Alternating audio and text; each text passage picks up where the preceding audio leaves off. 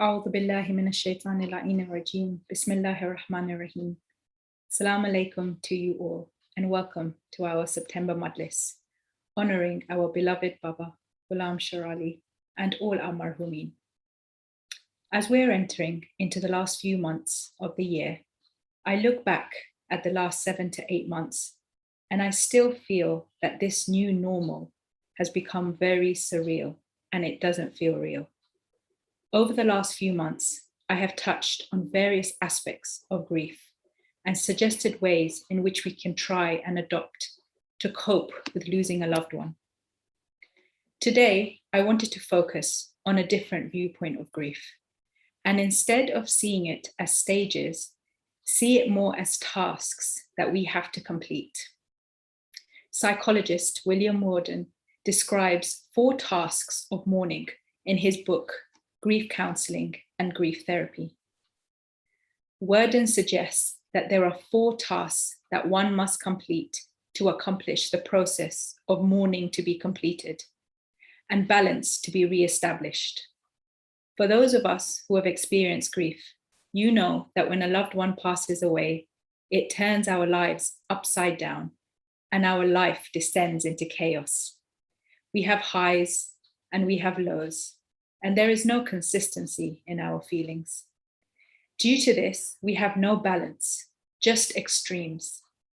Realistically, we cannot live like this, and this balance needs to be restored for the stability in our lives. Worden makes it clear that his model is a flexible one and which can be adapted to any individual situation. The tasks are in no particular order, although naturally people might experience them from 1 to 4. He acknowledges that people may need to revisit certain tasks over time and that it is difficult to determine a timeline for completing these grief tasks. Insha'Allah, as the Majlis goes on today, I will attempt to explain these tasks. This month, on the 10th of September, marked the 9th death anniversary of Uncle Johnny Karamali. Uncle Johnny, whose real name was Jafar, was Baba's first cousin. Dadi and Uncle Johnny's dad, who we lovingly called Njomba Mamadi, were siblings. Dadi had an extremely close relationship with Uncle Johnny, and she really did adore him. She was really devastated when he passed away. Inshallah, we hope to honor Uncle Johnny this month by having his family involved in various aspects of the day. We will begin with the recitation of the Holy Quran by Hana Karamali and Zainab Fatima Alidina, who are the granddaughters of Uncle Johnny and his wife, Auntie Sabra. Uncle Johnny and Auntie Sabra have 3 daughters, Shalina, who is the eldest, Shanaz, who is the middle child, and Fatima, who is the youngest. Hana, who will be reciting today, is 7 years old and the daughter of Shanaz and Amin. And Zainab Fatima is 4.5 years old and the daughter of Fatima and Abbas. Hana, please start this program with the recitation of the Holy Quran in memory of your Nana, and then Zainab will follow.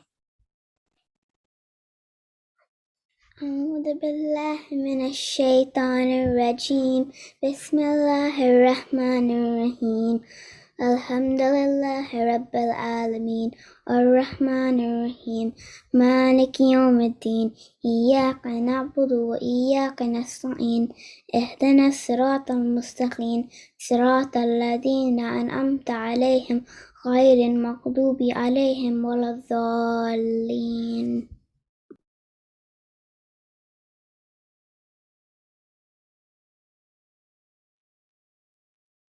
بسم الله الرحمن الرحيم قل أعوذ برب الناس ملك الناس إله الناس من شر وسواس الخناس الذين وسوس في صدور الناس من الجنة والناس.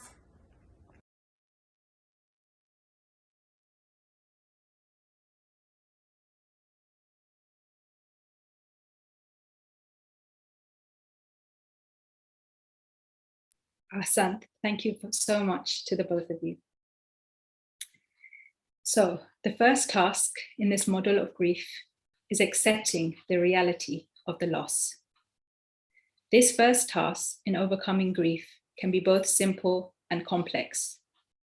It is not uncommon following a loss to experience shock or disbelief, and so in an attempt to avoid the pain, we may pretend that the death hasn't really happened. We might expect our loved ones to walk through the door or to be on the other end of the phone when it rings. The first and simplest way of accepting the reality of the loss include going through the rituals of the funeral and mourning, or speaking and thinking about the person in the past tense. On a more complex level, there is accepting the reality of the loss, that the person really has gone in this world anyway, and we will never see them again. This task is not fully accomplished until we confront the full impact of the loss, something which can be very painful and hurtful to do, but in fact, something which might take a very, very long time. Another common struggle with this task is around acceptance of the death. If the death seems somehow unfair, for example, if the deceased died young, or in our case, if it came totally out of the blue, this could complicate the task because of the unexpected nature of the events. Guilt can also get in the way of this task completion. To some people, acceptance implies agreement or approval of the passing. Acceptance, however, doesn't have to mean any of these things. Instead, it can mark the moment when we are ready to begin the journey of healing. To continue with the program, we will now have Surah Yasin, which will be recited by Ali Karamali. Ali is 12 years old and the son of Shanaz and Amin. Ali is very familiar with online presentations, as he has led and hosted sessions titled Read with Ali, where he has raised money for charity. I am sure that Uncle Johnny would be so proud of him today of the kind and caring human being that he's growing up to be, mashallah. Ali, please do us the honor of reciting Surah Yasin.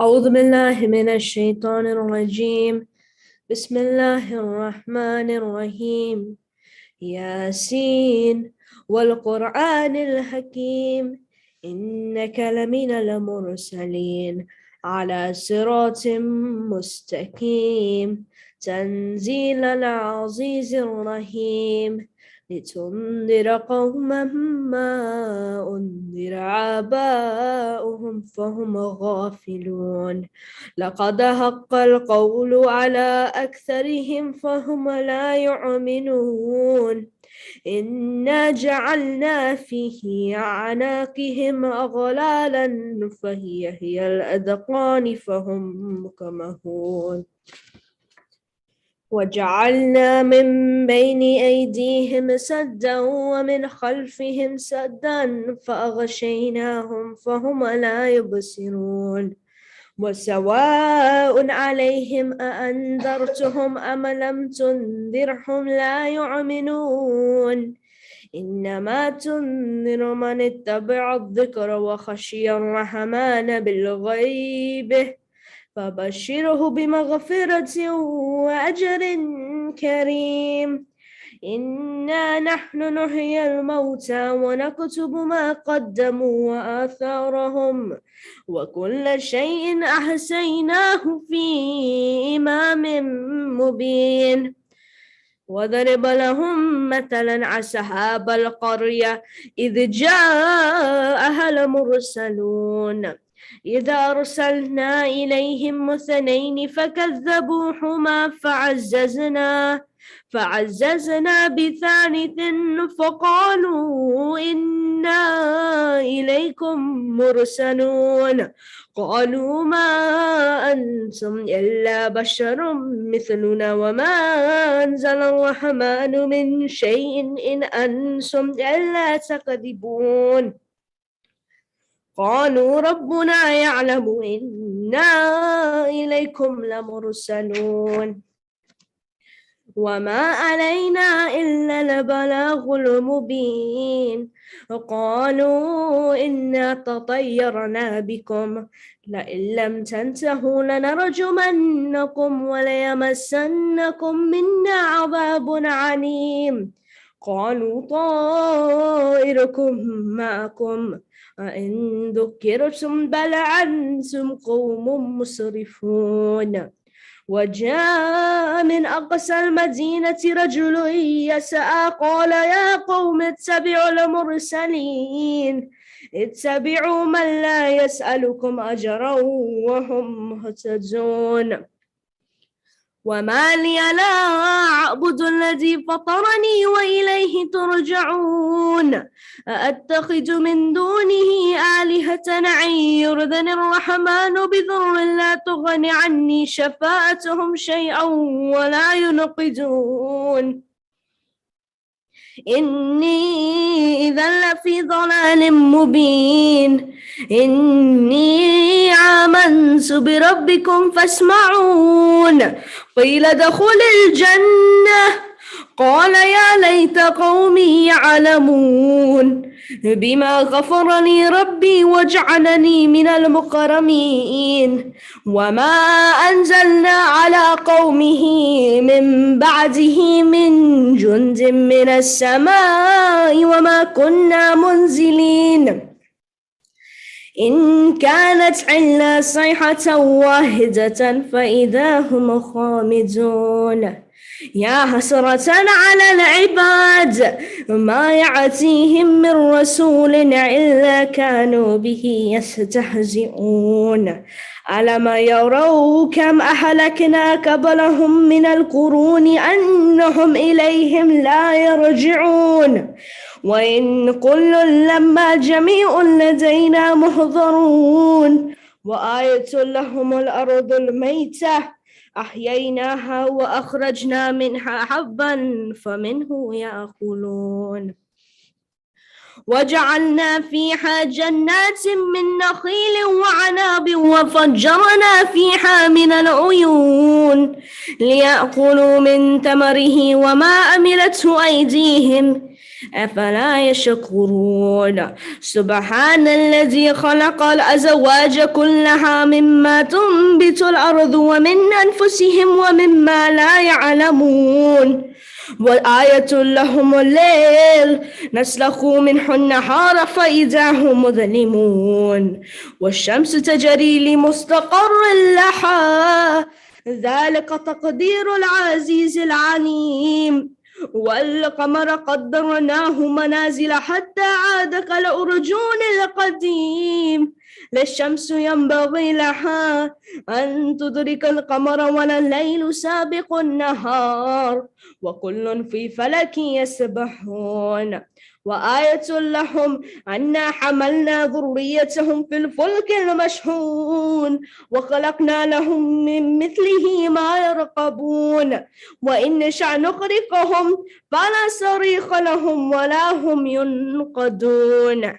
إلا رحمة منا ومتاعا إلى حين وإذا قيل لهم اتقوا ما بين أيديكم وما خلفكم لعلكم ترحمون وما تأتيهم من آية من آيات ربهم إلا كانوا عنها معرضين وإذا قيل لهم أنفقوا مما رزقكم الله قال الذين كفروا للذين آمنوا أنطعم من لو يشاء الله طعمه إن أنتم إلا في ضلال مبين ويقولون متى هذا الوعد إن كنتم صادقين ما ينظرون إلا صيحة واحدة تأخذهم وهم يخصمون فلا يستطيعون توصية ولا إلى أهلهم يرجعون ونفخ في الصور فإذا هم من الأجداث إلى ربهم ينسلون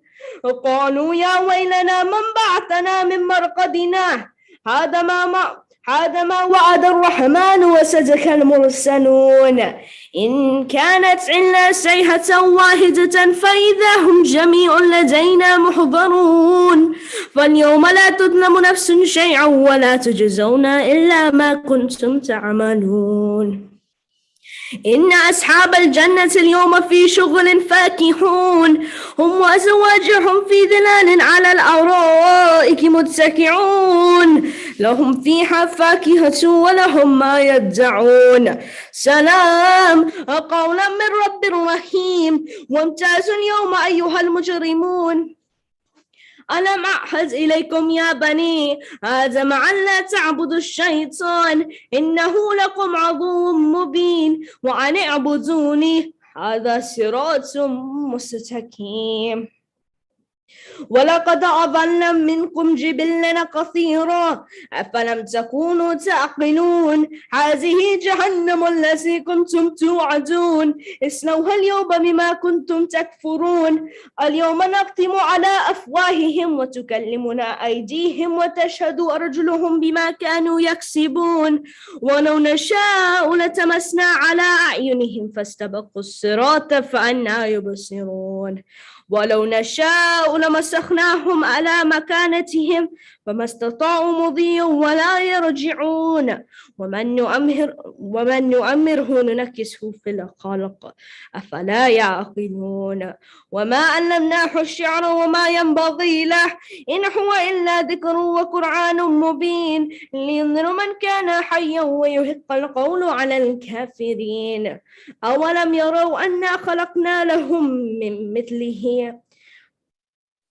أولم يروا أنا خلقنا لهم مما عملت أيدينا أنعاما فهم لها مالكون وظللناها لهم فمنها ركوبهم ومنها يأكلون ولهم فيها منافع ومشارب أفلا يشكرون واتخذوا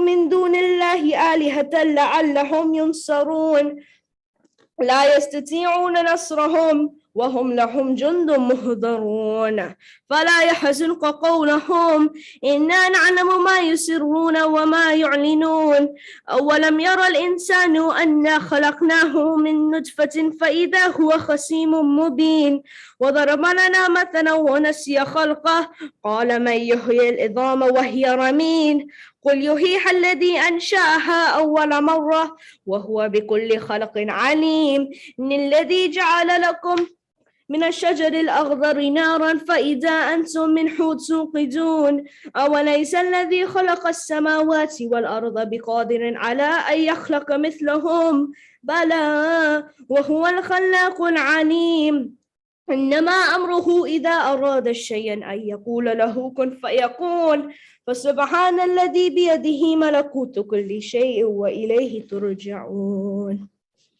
صلوات.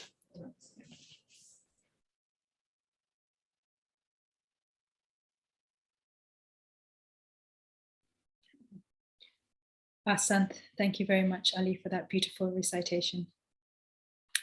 So continuing with these tasks of grief, task 2 is working through pain and grief. This might sound extremely broad because, well, it is, but that isn't a bad thing. Rather than attempting to identify all the emotions of grief that one might experience and need to work through, Worden's model acknowledges that each person and each loss will mean working through a range of different emotions. These can include sadness, fear, loneliness, despair, hopelessness, and anger, to guilt, blame, relief, and countless others. There are so many emotions that a griever contends with. What is important in this task is acknowledging them, talking about them, and understanding these complex emotions in order to work through them. The danger, of course, is denying one's feelings and avoiding them. This can happen for many reasons. Perhaps the feelings are so intense that they become intolerable. Or maybe our lives are so busy with day-to-day activities and tasks and routines that we haven't yet learned how to properly process our feelings. Maybe we feel we don't have a good support system, or we are told that we need to get over grief, hence being denied our right to mourn. Denying or being denied of our feelings in this way means that this task goes unfinished, and it can be very detrimental to ourselves if we deny anything related to grief. We must be patient, allowing ourselves to experience all of these feelings in order to properly process them. We should express rather than avoid these emotions. Being open about them means we will be able to work through them. We will now have Surah Mulk, which will be recited by Suhail Abdul Rasul. Suhail's Dadi, Auntie Putli, and my Dadi were sisters. Suhail had an extremely close relationship with Uncle Johnny, and I know that his passing affected him very much. I feel very honored that Suhail agreed to recite in this month to honor him. Suhail, please, if you can start the recitation of Surah Mulk.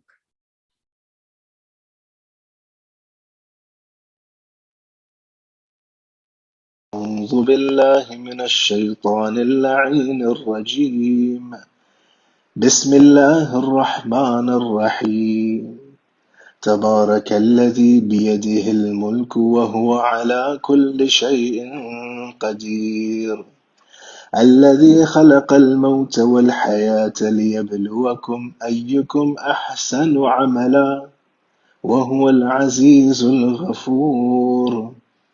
الذي خلق 7 سماوات طباقا ما ترى في خلق الرحمن من تفاوت فارجع البصر هل ترى من فطور ثم ارجع البصر كرتين ينقلب إليك البصر خاسئا وهو حسير ولقد زينا السماء الدنيا بمصابيح وجعلناها رجوما للشياطين وأعتدنا لهم عذاب السعير.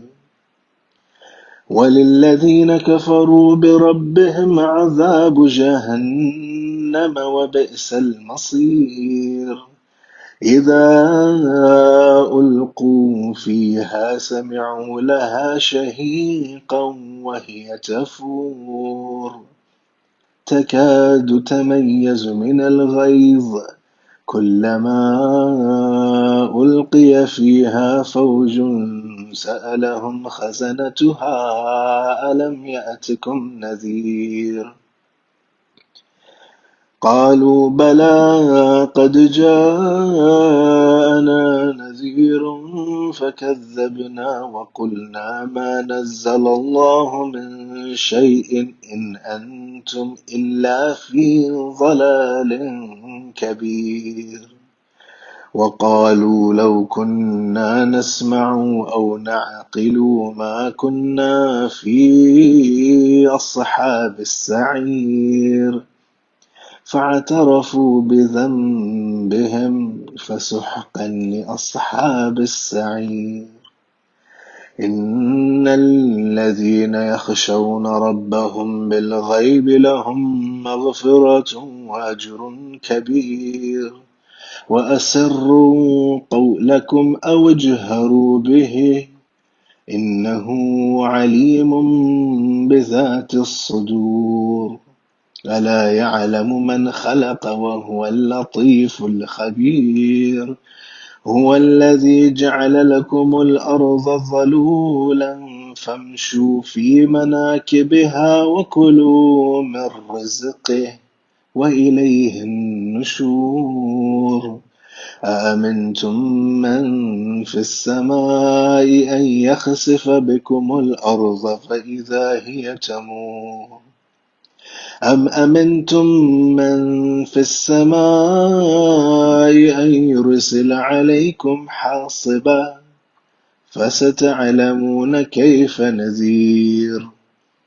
ولقد كذب الذين من قبلهم فكيف كان نكير. أولم يروا إلى الطير فوقهم Saffat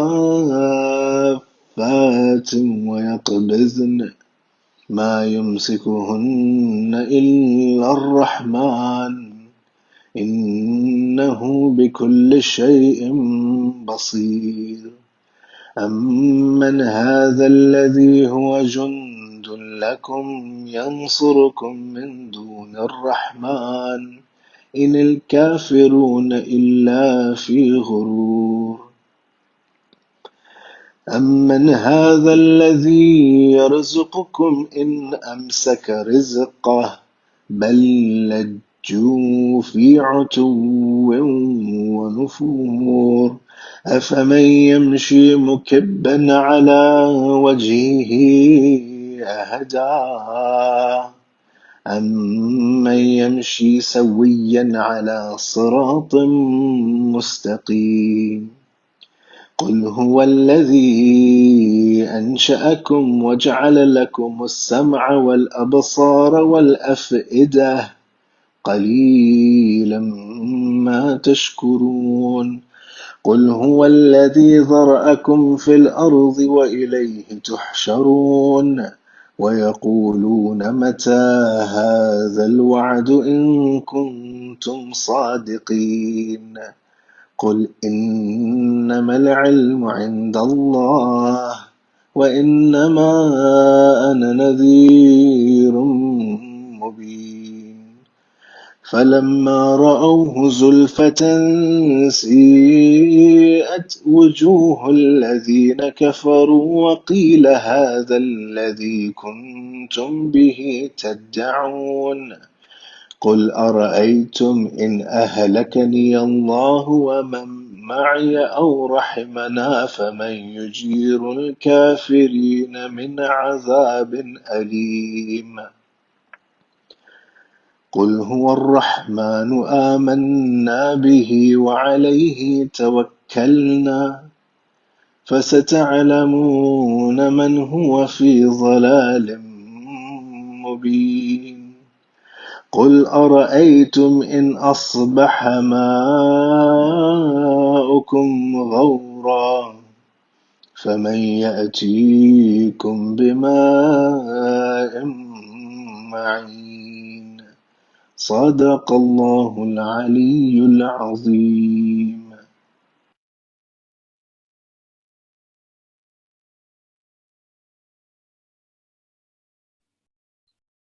Asante Sahel for that beautiful recitation. So, moving on with these tasks. Task 3 is adjusting to the new environment in which the deceased is missing.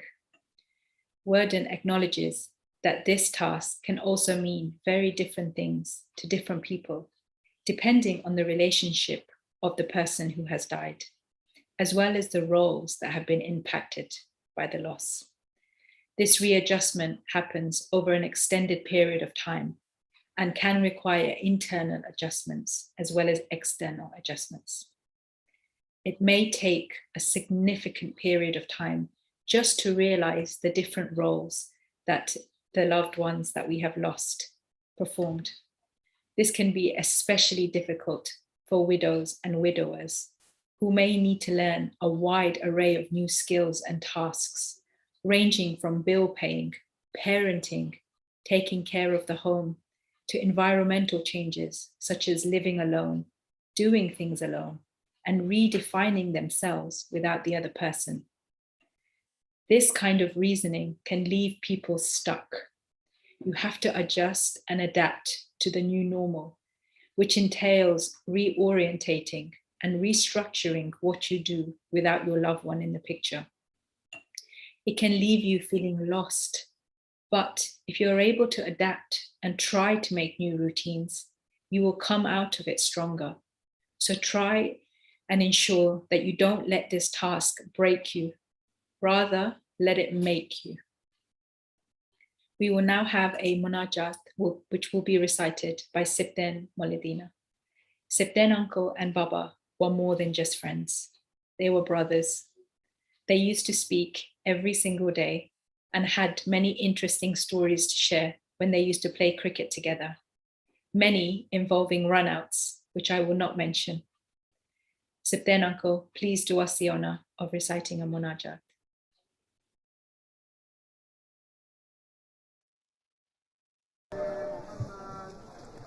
Naame Abbas وسیلہ ہے ہر دعا کے لیے، نام عباس وسیلہ ہے ہر دعا کے لیے، اس میں اعظم ہے یہ مومن کی التجا کے لیے، نام عباس وسیلہ ہے ہر دعا کے لیے، نام عباس وسیلہ ہے ہر دعا کے لیے، کوئی مانے یا نہ مانے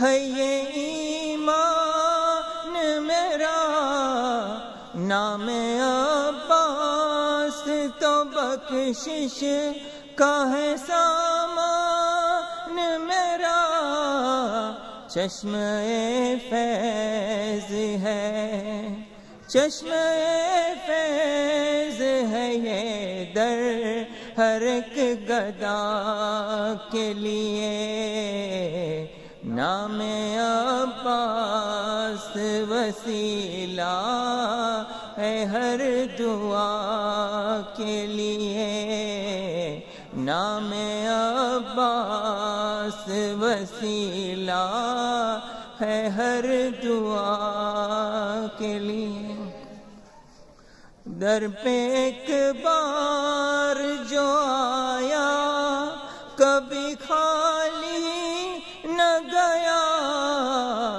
ہو کے مایوس کبھی کو اس والی نہ گیا، در کھلا رہتا ہے، در کھلا رہتا ہے عباس کا عطا کے لیے، نام عباس وسیلہ ہے ہر دعا کے لیے، نام عباس وسیلہ ہے ہر دعا کے لیے، باوفا آپ کو بیمار مدینہ کی قسم، وہ جو بیمار ہے کر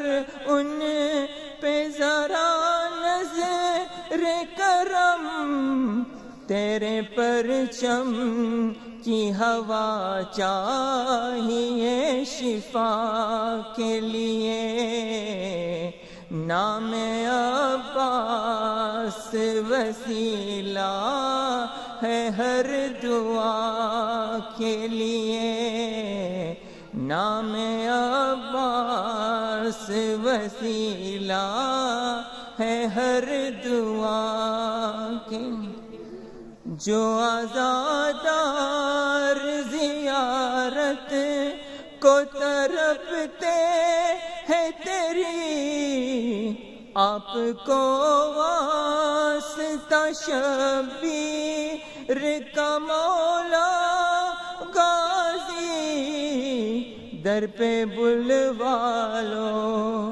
در پہ بلوا لو انہیں مجلس عزا کے لیے، نام عباس وسیلہ ہے ہر دعا کے لیے، نام عباس وسیلہ ہے ہر دعا کے لیے، دید کرتا ہوں علم پر تو قلم رکتا ہے، یاد آ جاتے ہیں غازی مجھے یوں لگتا ہے، اب بھی روتا ہے، اب بھی روتا ہے یہ زینب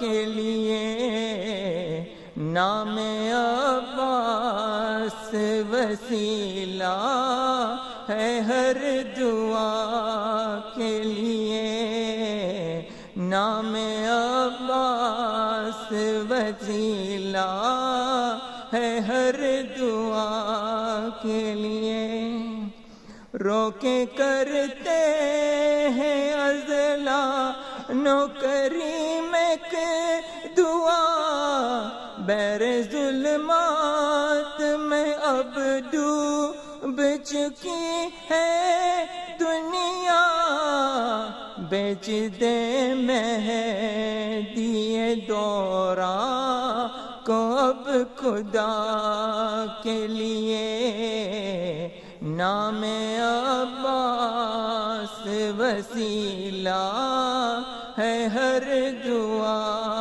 के लिए नाम अब्बास वसीला है हर दुआ के लिए फातिहा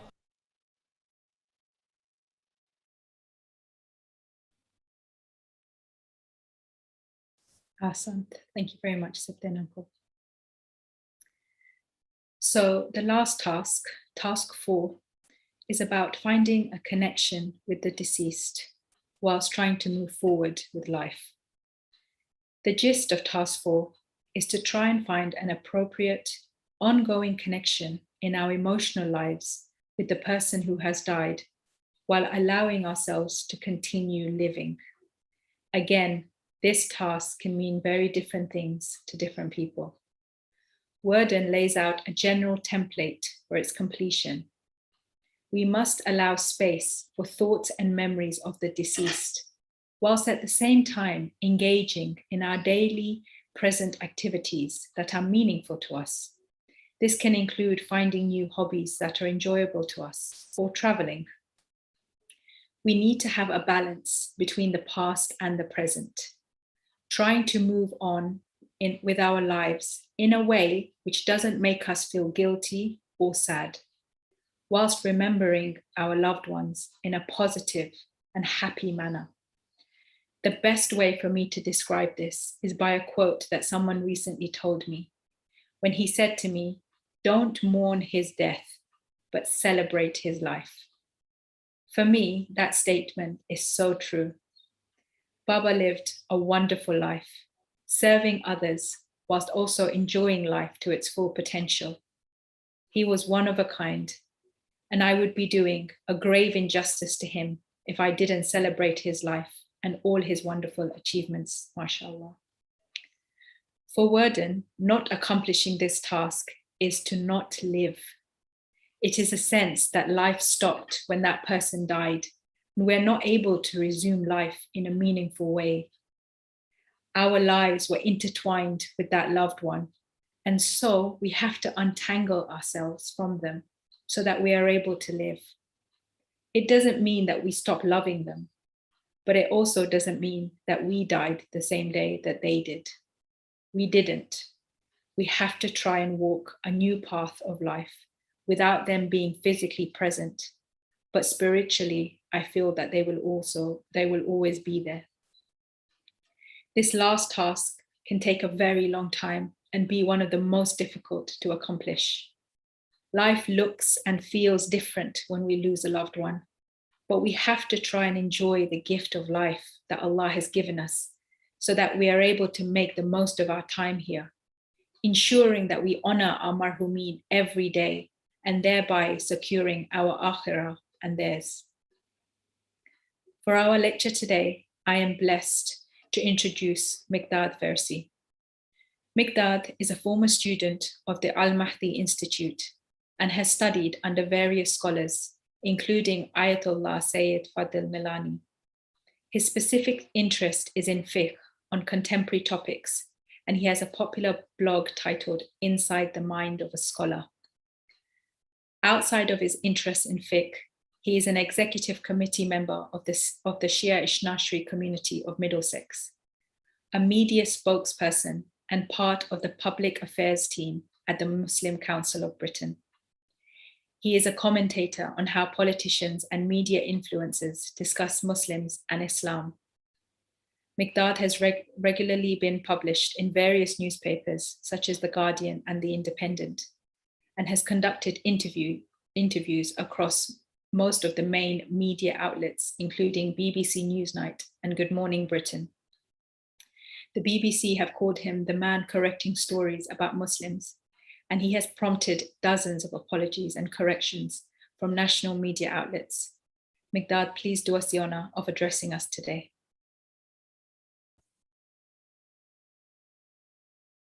السلام عليكم ورحمة الله وبركاته. رب اشرح لي صدري ويسر لي أمري واحلل عقدة من لساني يفقهوا قولي. Thank you very much for giving me the chance and the opportunity to share some thoughts that I had, and inshallah they will be useful and valuable for all of you today. The topic I've been asked to speak about, or the one that I've chosen to speak about, is related to difference of opinion within our communities. One of the most important areas that has caused some discord within our community, and some people would even call it fitna, which is one of the worst things that can happen in Muslim societies, according to the Quran, is this idea of people having differences of opinion, and because of that, people leading to hate one another on the back of it. Some people thinking that by having this difference of opinion, it misleads other people. Some people thinking that because someone has a different view on an issue, that means they need to be treated differently and needs to be ostracized from the community. And what I want to try and do today in the 15 minutes or so that I'll be speaking is give a little bit of knowledge and background and share some of my thoughts on this, about how difference of opinion actually has been embedded within the Shia madhab from our history, from the background from where we come from since the time of the Prophet till now, and also very much present within recent years as well. And I'll try and do that by showing some of them, by talking about some of the important characters in our Islamic history and how they have had such radically different views to what we have now. And then I'll talk more later about some of the topics where there are these differences of opinion, to demonstrate that actually we need to be stronger in our understanding. The difference of opinion doesn't mean something problematic. Just because a scholar has a different view, very often that is due to their scholarship, not because they want to try and mislead anybody, even if some other people decide to try and call them people who mislead. So firstly, I'd like to start with a quote from the late Ayatollah Khomeini. He said, "The books of the great fuqaha of Islam are filled with differences of opinion. In some issues, we may think there's even the consensus of scholars, but even on those issues, there's sometimes one opinion against that consensus. Can we imagine that those who had a difference of opinion were working against Islam and against what Allah wants? Never." And what's very clear from Ayatollah Khomeini in this quote is that he recognizes and he almost celebrates the fact that people do have these differences of opinion.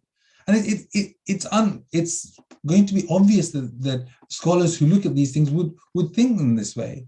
Because if you look at our history, if you think about the type of people who've come in our past, we've had, just after the time of the Prophet, a traditionist approach, which was from Kulaini and Saduq and Ibn Babawayh, like Saduq and Ibn, also called Ibn Babawayh, right at the beginning in the first couple of 100 years after Hijrah. A traditionist approach was very different in the way that the rules that came from. After that, we had a rational approach from people like Ibn Abi Yaqir, Ibn al-Junayd, and famously Sheikh Mufid and Sharif al-Murtada later. These people basically founded a different way, a completely radically different way of understanding our history and our fiqh and what we should do. After that, there was Sheikh Tusi, who many of you might have heard of, and his disciples. And that was, again, a radically different view of how we should engage with our traditions and our history. After that, we had people who criticized Sheikh Tusi in the next 100 years. And then those who came back and defended Sheikh Tusi, like Allama Hilli and Shaykh al-Awwal. After that, you had Iran, which became a much bigger place. And so the Safavid period became a bigger place. And we had people like Sheikh Karaki, Shaykh al-Awwal and Shaykh al-Thani. And in that period, you had a much bigger interest in how fiqh should work with the state. And those scholars, they stood up against some of the what we'd call the Sufi influence that was there. You then had a change into Akhbari school coming back in the sort of 1000 to 1200. People you may have heard of, the author of Hur al-Amali, the author of Fasal al-Shia, and Yusuf Bahrani, who you may have heard of. And they created this brand new school. And then you have people going back to how it was before. Because someone called Ayatollah Behbahani who came in, and he re-established this idea of reason and as a basis of Shia thought. And we now are basically in this idea of Sheikh Ansari's way of thinking of how our fiqh works. What I'm trying to get at here in that very short just summary of our history is that there was so much radical change in the way people even thought about our faith in our own Shia history. These are massive Shia scholars who have great credentials, who people today of any scholar of any repute or credibility would know all of these scholars of the past and will know how radically different their views are and how they changed it. And you can see why people might have a difference of opinion. It might be because they have a different way of understanding our traditions. It may be they have a different view on certain narrations. They may decide to use Quran in a different way. They may see the same narration but interpret it differently. They may see that there's contradiction in the narrations and they interpret that contradiction in a different way. And some of them say there needs to be exceptions to these things through these, what they call qawaid fiqhiyya, these fiqh rules which will take precedence over all of them. And there's so many of these types of examples. Very commonly we all know about moon sighting and how every year there's a different view on different scholars on this.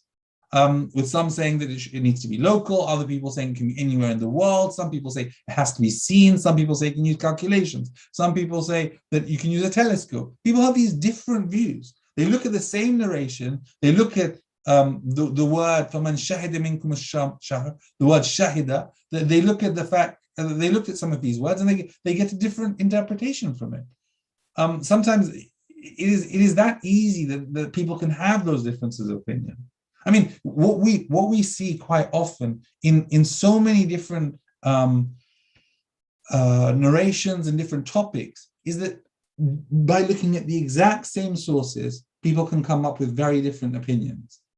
And we've talked about moon sighting being one such example, and that's where the interpretation of those narrations leads to that difference of opinion. The narration, for example, in moon sighting, it says, if you see the moon, then fast. Now, what does see mean? Does it mean physically seeing? Does it mean seeing with the eye, but it's okay with an optical aid because you're still seeing it with your eye? Or is it saying, if you see the moon, at that time, they didn't have any calculations. They couldn't work it out. So what they're saying is, if the moon is there to be seen, then you should fast. Which of those is it? How do you get to that answer? And how do you deal with the fact that if you go down a route which is more calculations based, it will lead to a very different day to if you don't? And how do you deal with the fact that if you go for a global view, that's very different to a local one? And just from these, what they call hermeneutics or verbal discussions about interpreting narrations, you can have these really fundamentally differences of opinion. Think about also things like chess or playing cards. People say that some of these things that there's Quranic verses of them, which say that they ask you about intoxicants and games of chance, maysir. In both of them, there's great sin and profit, but the sin is greater than their profit. So does that mean that maysir, this games of chance, will include cards? They also use the term qimar, which is another term that's used. So how do you, does that game of chance they're talking about there refer to the games of chance in today's era? Or is it possible that actually they're talking about something very different, and they're talking about where these are things that are only used for betting? And what you see is that different scholars have different views, and many come to the view that actually is not a problem. A nice example is one of chess. The hadith are quite powerful on this. Imam Ali alayhi salam is reported to have said chess and playing with the dice are considered gambling. And Imam al-Sadiq alayhi salam is reported to have said the Messenger of God forbade people from playing with chess and with dice. So Ayatollah Sistani, on the back of these things, is haram. But others like Ayatollah Khomeini, Ayatollah Sana'i, Ayatollah Fadlullah, Ayatollah Makarim Shazi think it's not haram. And it's really interesting that they look at these same narrations, they come to a radically different opinion. Think about right now the age of bulugh for young girls. The majority of view is that age is 9, or when a girl gets one of the signs of puberty. But now actually you're seeing major scholars coming up with very different opinions. Ayatollah Fadlullah famously a few decades ago said he thought it was 13 rather than 9. Ayatollah Ishaq Fayyad, I believe, recently has changed his view from 9 to 13 as well. And what you see is that these are the same narrations, but scholars having very, very different views. Think about the idea of women as mujtahids. You should see it, the work by Ayatollah Khoyi on this is so powerful. He looks at all the arguments that are made for why women should not be mujtahids. And he basically says all of these arguments are untrue. There's no justification whatsoever in these texts that are sometimes used to say women should not be mujtahids. He says very clearly that these arguments have no basis. But then he ends with, having said all that, he says, but he believes that in his view, Ayatollah Khoui said, that from the dhuq al-sharia, from the taste of sharia, his view was that actually women should not take that role. But what's interesting is he found that all the arguments that had previously been made by dozens of scholars of the past had no basis. And what's interesting is that Ayatollah Fadlullah and others have actually decided to say that actually women should be, and there's nothing stopping them becoming mujtahid, using these same arguments that Ayatollah Khoui and others have made. You look at organ donation, you look at something very similar, and you see how some scholars say that actually you shouldn't give your organs to those of to other people, and it's wrong to do so. But then at the same time, you see others who say actually it's completely fine and you should, because you're saving other people's lives. You look at examples like the najas of the Ahl Kitab. Before, people, only about less than 100 years ago, most of our Shia scholars thought that even the Ahl Kitab, Christians and Jews, were najis. And then Ayatollah Mohsen al-Hakim came and he analyzed those narrations, all the views, and came up with a radically different opinion, saying actually that's not true. And he came up with that, and now Ayatollah Sistani and the majority of scholars have a similar view as well. And what I'm trying to say is that there are so many of these narrations. I think about the time of Maghrib for praying. Is it at the time of sunset, or is it a few minutes later when the redness rises? Scholars in the past all used to say one. Now most scholars say actually you should wait a little bit, with a few exceptions. What am I trying to get at through all of this? The key point I'm trying to get at as I wrap up is to say that whenever you look at our history, or even if you look at our present, the differences of opinion are fundamentally part of our history and our heritage. And those who try and hide it away and pretend it doesn't exist, or when other scholars have different views, they shut those scholars down and they try and censor them and they try and push them apart. Such people are not fully appreciating our history. They don't recognize our scholarship in the Shia world, where difference of opinion, the idea of striving to try and find the truth and putting your opinion out in public domain, which might be different from other people, is part and parcel of our history. And it's not just on fiqh-related issues, it's on theological issues. The idea of the infallibility of the Prophet, the idea of the natural death of the Imams. One of the most famous Shia scholars, someone called Allama Mamqani, he said, today, many of the beliefs in respect to the status of the Imams that are considered amongst the most fundamental tenets of our faith used to be considered amongst the heretic extremist beliefs.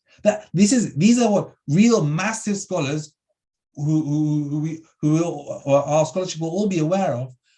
This is how they talk about the fact that difference of opinion is part and parcel of our history. And that even on fundamental issues of belief, there have been fundamental differences of opinion. So that's what I wanted to end with, just to note that diversity of opinion is actually not something which we should be scared of or worried about. It's actually a sign of our Shia history, something we should be proud of and celebrate. It's part and parcel of our heritage that we see throughout our time, how different opinions actually have been held by major Shia scholars of our past. And very often, a minority opinion at one point has become the majority opinion today. And similarly, a minority opinion today may become the majority opinion of the future. So we should celebrate, encourage, and be careful not to censor differences. And that push that we see sometimes among some is not something that aligns to our Shia history and our background and our heritage and our scholarship. And with that, I'd like to end. Salawat ala Muhammad wa ala Muhammad.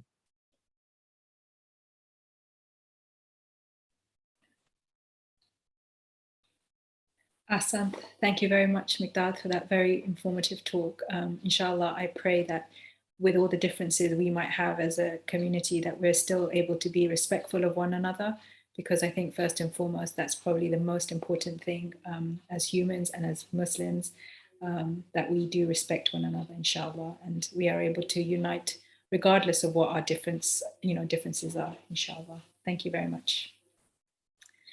So we can't change the fact that, our loved ones have passed away, but we do have a choice in how we respond to their death. Initially, it seems appropriate to choose to stay wrapped up in sorrow, which may be the strongest, most tangible connection we have to our loved one. By embracing the overwhelming pain, we will eventually learn from it. Then, when we are ready, we can choose to find a way forward in life, whilst integrating the profound love we have for our loved one. That love will never be in the past tense. Our loved ones might be, but that love won't be. We will always love our marhumin, always. By maintaining an emotional connection with the past, grounding ourselves in the present, yet also keeping an eye on the future, we can begin to discover what matters most to us. By inviting more of these thoughts into our lives, we can eventually find our way back to joy and happiness, inshallah. Our tribute today will be in memory of Uncle Johnny. I was blessed to have many memories with him. And for those of you who are lucky to have known him, I'm sure that you will always remember his cheeky smile, which complemented his cheeky and warm personality. Uncle Johnny was one of a kind, who had an immense love for family and enjoyed life to its fullest. I am honored that his daughter Shanaz and her son Ali agreed to do a tribute for him. Shanaz and Ali, if you could please begin.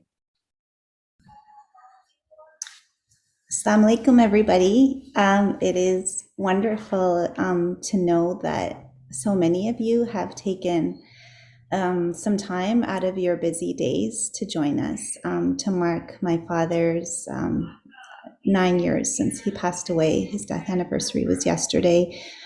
We all got together as a family here in Toronto to remember him, and it was really beautiful. And just to share memories of him and pictures and so forth.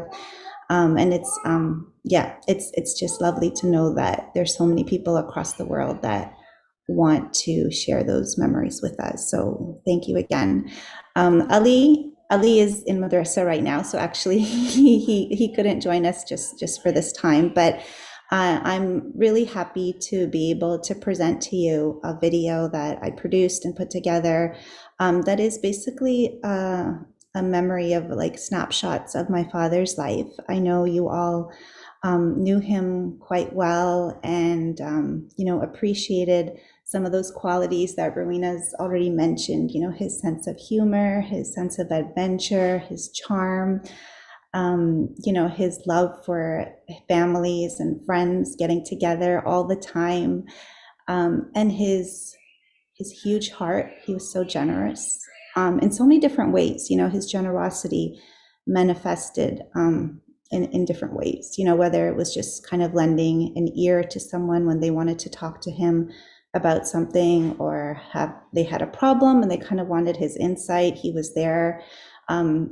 If we wanted some extra pocket cash as his kids, he was there. He took us to movies, Disney movies. He was like so much fun, and also so incredibly wise. and he, Mikdad's words right now, I really appreciated them, because I think my father would have really enjoyed listening to that lecture as well, because he too, loved, he thought differently, from other people, and he never hesitated to share those different thoughts and perceptions publicly. And that's one of like many, many qualities that I really did appreciate from him, and which I continue to try to,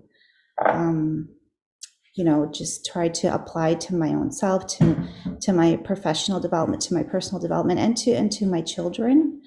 And so, I want to thank Mikdad for his words, and I really want to thank Rowena and Hamid. Amin and I are constantly, inspired by what you're doing, by the way that you are responding, Rowena, to your father's death. It's incredible. And and we miss Auntie Baby, we miss your father, we miss Uncle Shabir, we miss Nisar uncle. I think about a lot, because he was my teacher at Milliken Mills High School. He taught me English. All of our marhumin are so precious to us, and and so I've tried to kind of reflect all of them in this video. It's about a little bit more than 4 minutes, and yeah, that's it. I'm going to share it now. Thank you.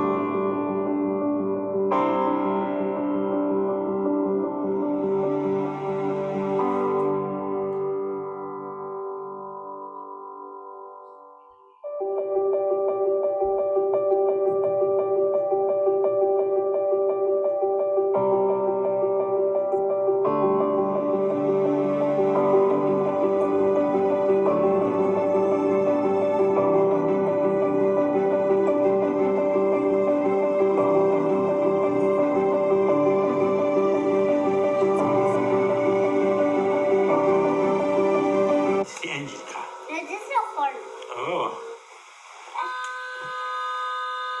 Look at Mum. Say, Mummy, bye-bye. We're going in Mini Cooper. Where are you driving today, Ali? To see Ajay. Should we go to drive to Ajay? Eddie, don't open my window. No. You've got a convertible. You don't need a window. I'm going to window. On which? Yeah. Say, see Daddy. Say, hi, Daddy. I'm driving my Mini Cooper. Hi, Daddy. Driving my Mini Cooper. You want to come for a drive? Yes, Daddy. I drive. No, watch this. Put your foot down. Put your foot down. No, with your leg. With your leg. With your leg. On my toe. Yeah. Keep it. Put your foot down.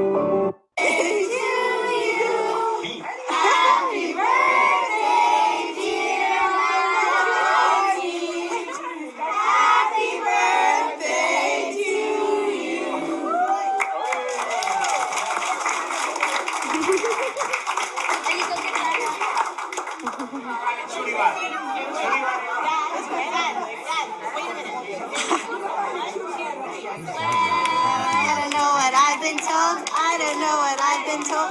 Someone here is getting old. Someone here is getting old. That's all they're gonna say.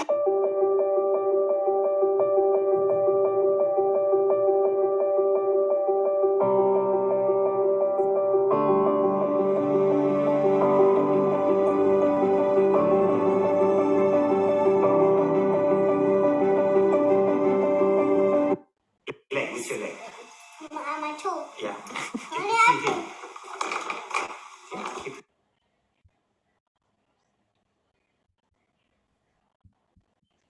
Thank you very much, Shanaz, for that beautiful tribute. Those pictures really did bring back a lot of memories.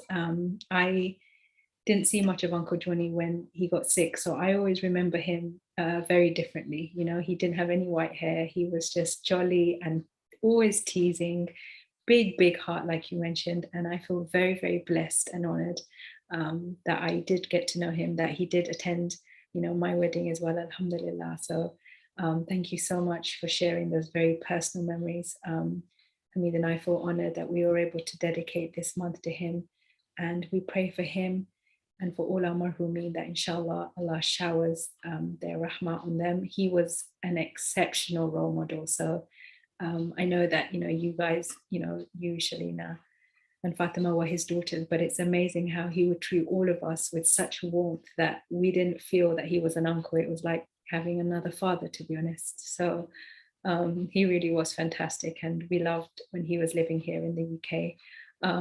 I remember that he had problems driving. I think his license got taken away for whatever reason, and your mom had to drive him around.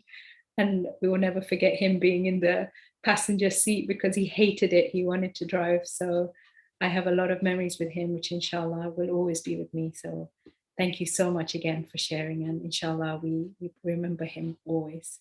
We will now have ziyarat, which will be recited by Ali. So Ali, please, if you could start.